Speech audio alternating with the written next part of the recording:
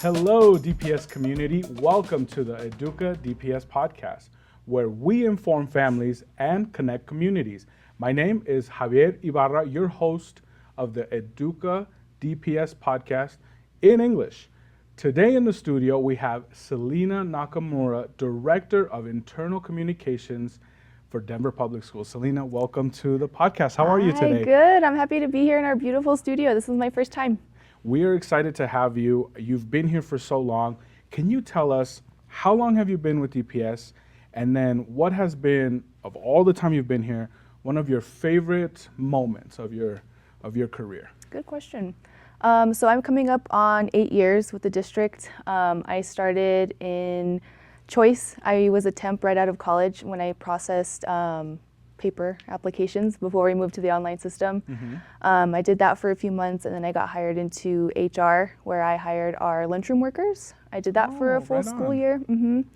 And then from there, I went into communications as a coordinator. I did that for, I think, 2 years, and then decided to leave the district to go pursue my master's degree at the University of Denver. Right on. Congrats. Thanks. So while I was attending DU, I actually got a job there at the Mortgage College of Education, and I did their digital marketing for a year and a half. And then DPS called me back and were like, "Hey, come back." And I was like, "Okay, done." So I've been with DPS since then, and really love the work here. I think my favorite moment there's so many, but I would have to say just going out into the schools.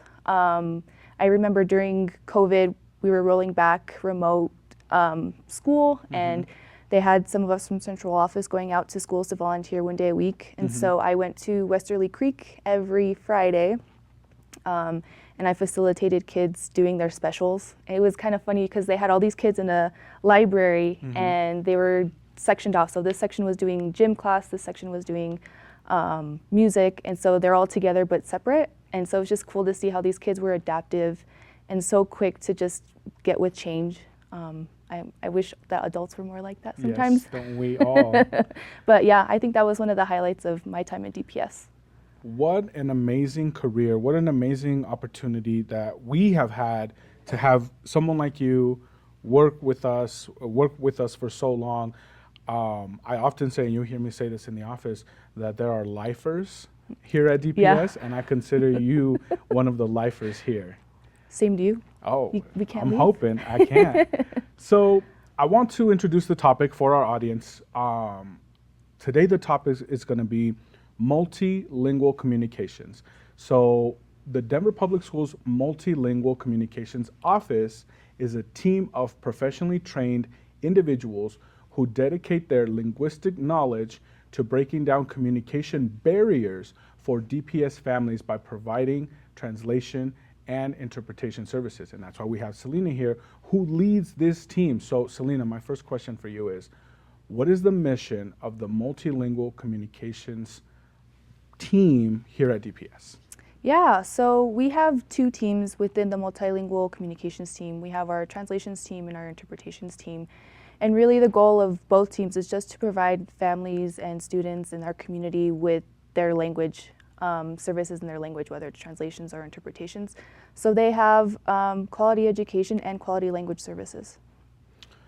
I want to ask, this is for our listeners, of course, can you clarify the difference between an interpreter and a translator? Yes, so an interpreter is someone who does spoken language services, and translations is written language services. I'm glad that you clarified that for us, because until I started here at DPS, I didn't know. And so I always said, as I speak Spanish, and my mom predominantly only speaks Spanish, so I would often translate what other folks were saying, but now I know that I interpreted. Yep. And translating is when it's more of a written document. Yep, And exactly. so for our folks listening, I want to ask, so I know we do a lot of this, how many languages does the Multilingual Communications team serve? So we serve roughly 200 different languages. Wow. But our most 8 spoken languages are Amharic, Arabic, Chinese, French, Nepali, Somali, Spanish, of course, and Vietnamese. Working here at DPS has given us a lot of opportunities to learn some of these languages, and recently we were able to do this video for Arab American Heritage Month, and I learned how to say peace, which is salam, Nice. and how to say thank you, which is shukran. And so I'm sure I butchered how to say that, but the point is I learned that. Celine, I want to ask, how many people are on the multilingual communications team? It seems like there's a lot of work here. Yeah, there's a lot of work, but not a lot of people in-house. So we have 8 people total. We have 5 people on the translations team and 3 on the interpretations team. And between the 8 of them, they're from 6 different countries and speak 6 different languages. So they're well-versed. Of course, we have a smaller team, so any work that we can't do in-house is then outsourced to our DPS-approved vendors. So we use those vendors a lot. What is the most requested language for interpretation and translation that comes through your department? Do you want to take a guess? I want to say it's Spanish. Yep. Spanish is our most requested language for translations and interpretations. It would make sense. The majority of our students are Spanish-speaking students. More so with the newcomers that have arrived here in the last, I want to say, year. So it would make sense that those folks, and it's so great that we have the department already established. Because if I'm not wrong, a lot of other school districts don't have a department like we do. Am I correct in saying that? I believe so. Yeah? I think that's correct. And so and we've had the opportunity very recently to interact with some of those school districts, and they're always asking questions to us about how we do these things. And I like to think it starts with our people, right? The folks that are on your team. Every time that I have a very early meeting, I'm talking maybe 7:30 a.m., they are already there. And every time that I leave past 5, 6 p.m., they are still there. And so if anyone can attest to the work that they're doing, it's amazing work, and they do it relentlessly, right? There's so much going on in so many different languages and so many students that I just wanted to give them a quick shout out while we have this opportunity. Yes, thank you for that. They are a very hardworking, very dedicated team. Like you said, they're there day and night. They're answering requests on their days off, just to make sure that students are being served. So. The good news here is they won't have to interpret this show, because we also do it in Spanish. Right. Yay. Selena, what is the process for handling an interpretation or translation request within DPS? What does that look like? I think our parents, our community members want to know if, like, say I want to get an interpretations request. What does that look like? Yeah, so if families need to request interpretations or translations, they go through a DPS employee or their school, and then we get that request through our internal system, whether it's an interpretation or a translation. Our team gets that, they process the request, and then for translations at least, we get the document and they can see how many words are in the document and then assign out from there. If they have capacity, we'll have an in-house translator translate the document. If not, then we'll send it out to a vendor. And then for interpretations, they also receive the request, process it, and then they assign an interpreter if it's an in-person meeting to go to that location at the meeting time designated area or school building and go from there. Selena, I want to ask a follow-up question to that. And I think a lot of our audience members and some folks out there will ask, why don't you use Google Translate? Why isn't that a valuable source now that it's getting so advanced? Why don't we use Google Translate to translate all of our documents? Yeah, that is a good question. And in terms of essential information and getting that out to families, we use human people to do translations and interpretations because the quality there is not matched by Google Translate. So Google Translate can't understand the nuance or the tone or, the real meaning behind a translation or an interpretation, whereas a human can. And so those ones that are done by humans are more authentic and they resonate more with people who need that information. I'm glad you said that because I've used that translation services from time to time, and the documents that I receive from your team for what I ask for are an interpretations or I should say translation that matches what the community that I come from would say. And it's interesting how my mind works because I would say that in English and I would say that in Spanish, but it's very different. There are things that don't translate 100%. I would say a lot of our sports references, right? In the English language, particularly here in the US, we use a lot of sports references that don't necessarily translate. I think One of the phrases that really gets me is the window, like to say two dates, like this is the window that you have to apply. That doesn't translate, at least in Spanish, it doesn't translate. Yep. But also, I know that there are more than one type of Spanish, right?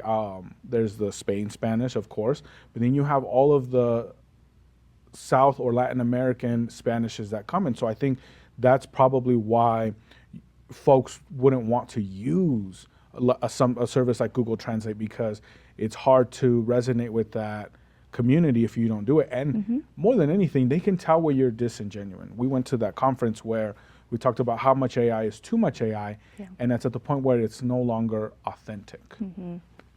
Selena, my next question for you is, of all the great things that your team does, is there a cost to this? Do our families have to pay for interpretations and translation services? Nope, they do not. So interpretations and translations are fully funded by the district. Those costs will never, ever hit families.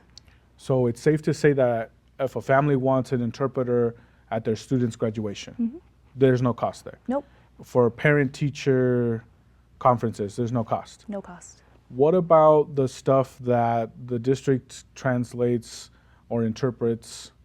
I'm getting messed up. Translates the large documents, like let's say the strategic roadmap. Like let's say I'm a parent, I would love to see what the strategic roadmap looks like. Is there a cost to me so that I can see that in my language? No, and with those larger reports, we usually get those translated in all of our 8 most spoken languages, and so those will be available regardless. But if there's a language that a family wants to receive a document in that we haven't already translated into, they can reach out to me or anyone from my team, and we're more than happy to get that translated, or an interpreter out for any other languages that aren't available.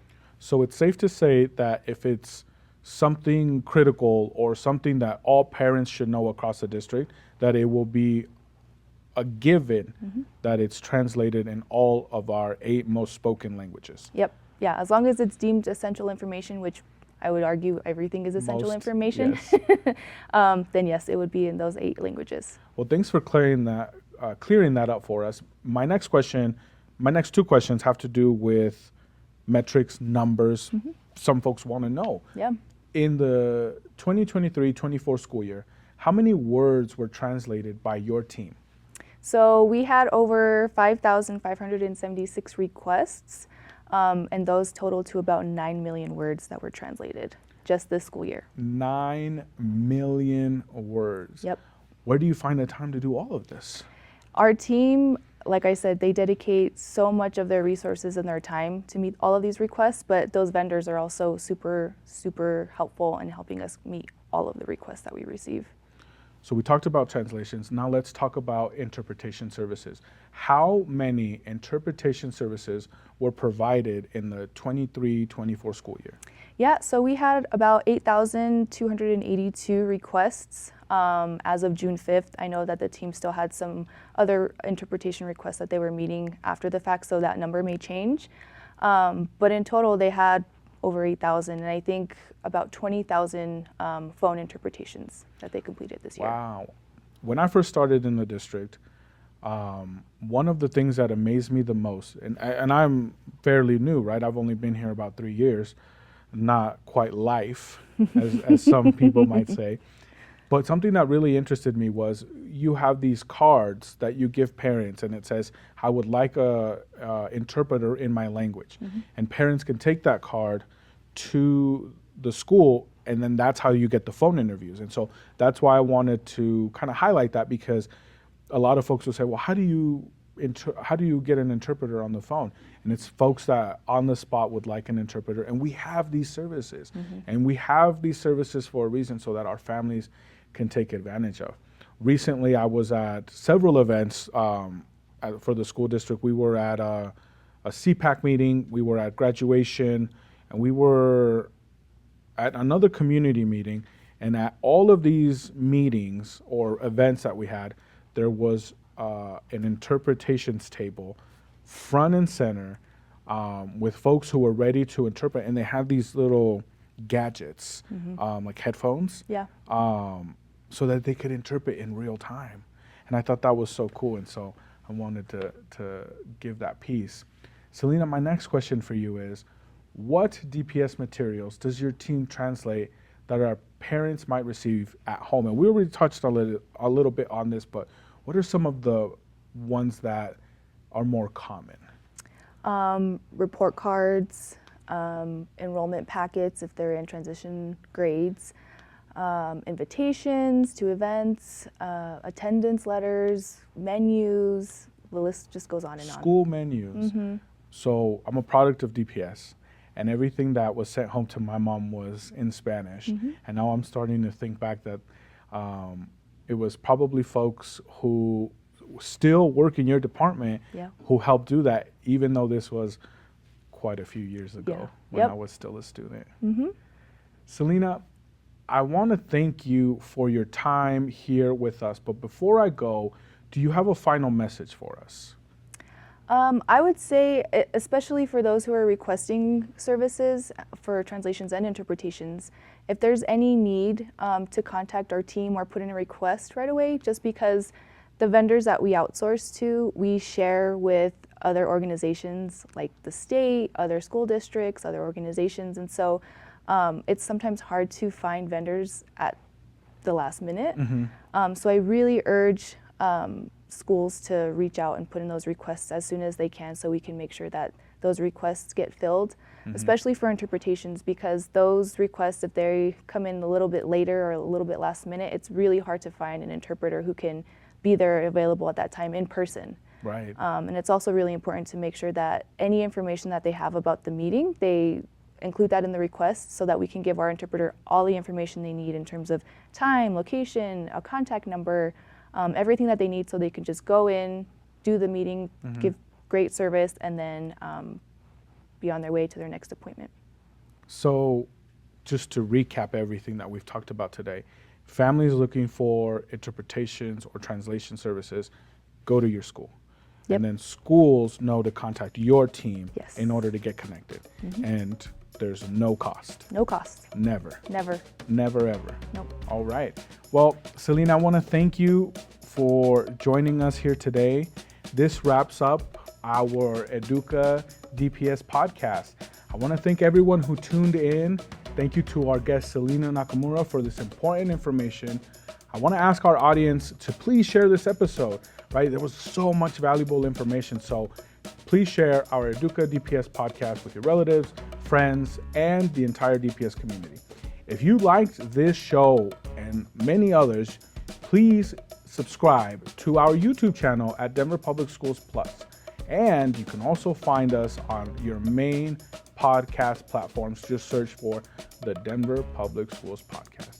A big thank you to our communications department and to our proud superintendent of Denver Public Schools, Dr. Alex Marrero, for the support to EDUCA and all of our multimedia productions. Please remember to tell your children more often. Selena, help me say this phrase. I believe in you, and I know you can do it. Until next time.